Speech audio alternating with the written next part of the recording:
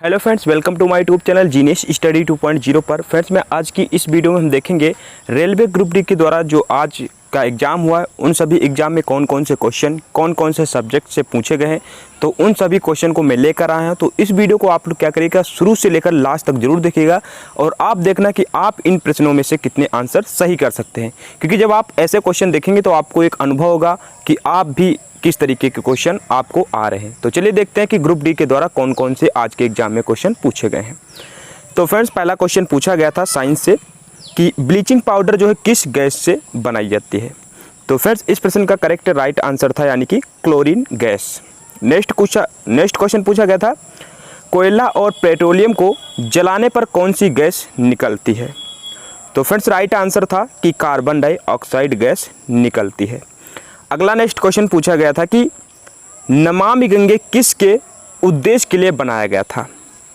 तो फ्रेंड्स, नमामि गंगे जो है ये नदी के संरक्षण और शुद्ध के लिए बनाया गया था। नेक्स्ट क्वेश्चन था कि कौन सा जीव अलैंगिक गुण दर्शाता है। तो इस प्रश्न का राइट आंसर था हाइड्रा। अगला नेक्स्ट क्वेश्चन ग्रुप डी के द्वारा पूछा गया था आज के एग्जाम में कि 1813 में कौन सा अधिनियम आया था। तो फ्रेंड्स, 1813 में जो है चार्ट एक्ट आया था और इसके कुछ पॉइंट आपको बता देता हूं कि इसे ईस्ट इंडिया एक्ट 1813 भी कहा जाता है। दूसरा पॉइंट है यह अधिनियम इस मायने में महत्वपूर्ण है क्योंकि इसमें पहली बार ब्रिटिश भारतीय क्षेत्रों की संवैधानिक स्थिति को परिभाषित किया गया था। इसमें भारत को निजी निवेश और ईसाई मिशनरियों दोनों के लिए खोला गया था और 1813 के चार्ट एक्ट ने सभी प्रमुख वर्गों में ईस्ट इंडिया कंपनी का एकाधिकार को कम कर दिया था। नेक्स्ट क्वेश्चन है फ्रेंड्स, क्वेश्चन पूछा गया था कि 2021 में नेशनल फुटबॉल चैंपियनशिप किस राज्य में खेली गई थी। तो इस प्रश्न का फ्रेंड्स राइट आंसर था केरल राज्य में। नेक्स्ट क्वेश्चन पूछा गया था कि पंजाब नेशनल बैंक में किन किन बैंकों का विलय हुआ है। करंट अफेयर से क्वेश्चन है। तो बिल्कुल करेक्ट आंसर था ओरिएंटल बैंक ऑफ कॉमर्स और यूनाइटेड बैंक का विलय जो है किया गया था। पंजाब नेशनल बैंक में ओरिएंटल बैंक ऑफ कॉमर्स और यूनाइटेड बैंक का विलय हुआ। इस विलय के बाद बनने वाला जो बैंक है देश का दूसरा सबसे बड़ा बैंक होगा। तो ये आपके लिए मेन पॉइंट है। अगला नेक्स्ट क्वेश्चन पूछा गया था कि 86वां संविधान संशोधन किससे संबंधित है। तो फ्रेंड्स, राइट आंसर था शिक्षा का अधिकार। अगला नेक्स्ट क्वेश्चन पूछा गया था कि valuation consultancy firm bond finance द्वारा वैश्विक स्तर पर LIC का कौन सा स्थान है।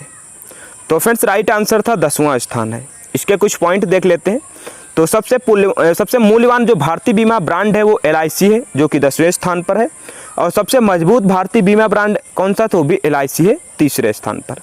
अगला नेक्स्ट क्वेश्चन पूछा गया था साइंस से कि पौधे वाष्पोत्सर्जन की प्रक्रिया कहाँ से करते हैं। तो फ्रेंड्स, राइट आंसर हो जाएगा पत्तियों के स्टोमेटा से जो है पौधे वाष्पोत्सर्जन की क्रिया करते हैं। अब हम इसके कुछ पॉइंट जान लेते हैं। वाष्पोत्सर्जन जो है मुख्य रूप से पत्तियों के स्टोमेटा के माध्यम से होता है। स्टोमेटा मुख्य रूप से प्रकाश संश्लेषी और श्वसन की प्रक्रिया के दौरान गैसों के आदान प्रदान से संबंधित होता है और हर एक स्टोमेटा में दरार जैसा निकास मुख होते हैं। इन्हें स्टोमेटा रंध्र कहा जाता है। और सबसे मेन पॉइंट है कि पौधे द्वारा आवश्यक जल को वाष्प के रूप में शरीर से बाहर निकालने की क्रिया को ही वाष्पोत्सर्जन कहा जाता है। तो ये पॉइंट आप जरूर याद रखना। नेक्स्ट क्वेश्चन देखते हैं फ्रेंड्स। क्वेश्चन पूछा गया था कि विद्युत चुंबकीय प्रेरण का नियम जो किसने दिया था।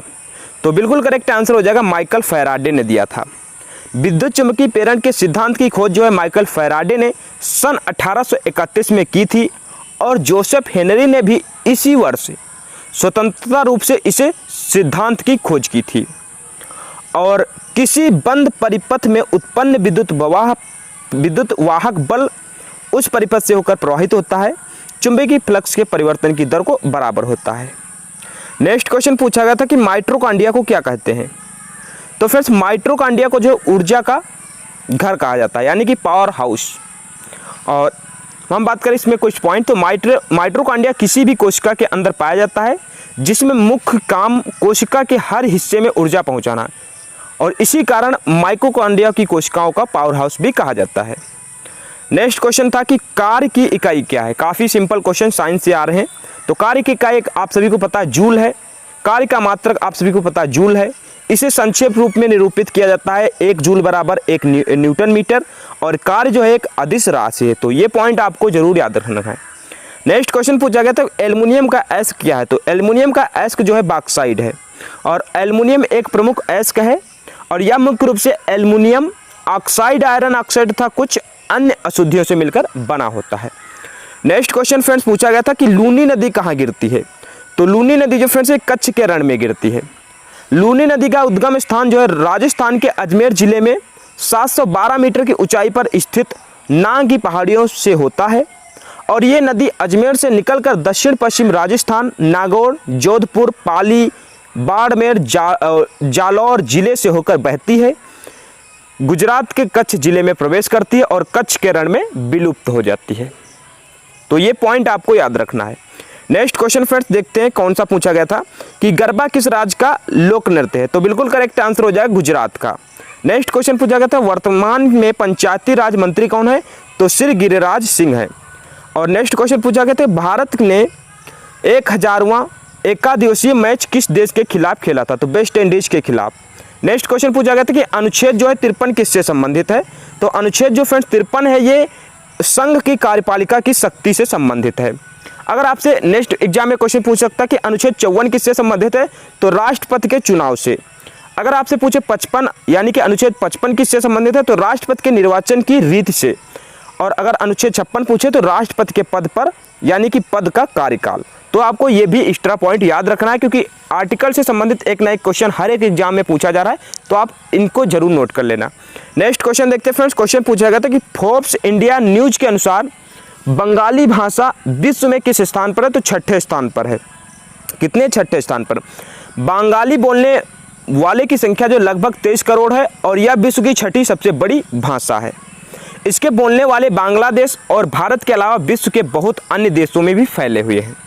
नेक्स्ट क्वेश्चन फ्रेंड्स पूछा गया था कि भारत 1960 में सिंधु जल का कितना प्रतिशत उपयोग करता है। तो सिंधु जल का जो 20% जल उपयोग करता है। और इसका पॉइंट है कि इस संधि में विश्व बैंक तत्कालीन पुनर्निर्माण और विकास हेतु अंतर्राष्ट्रीय बैंक के माध्यम की।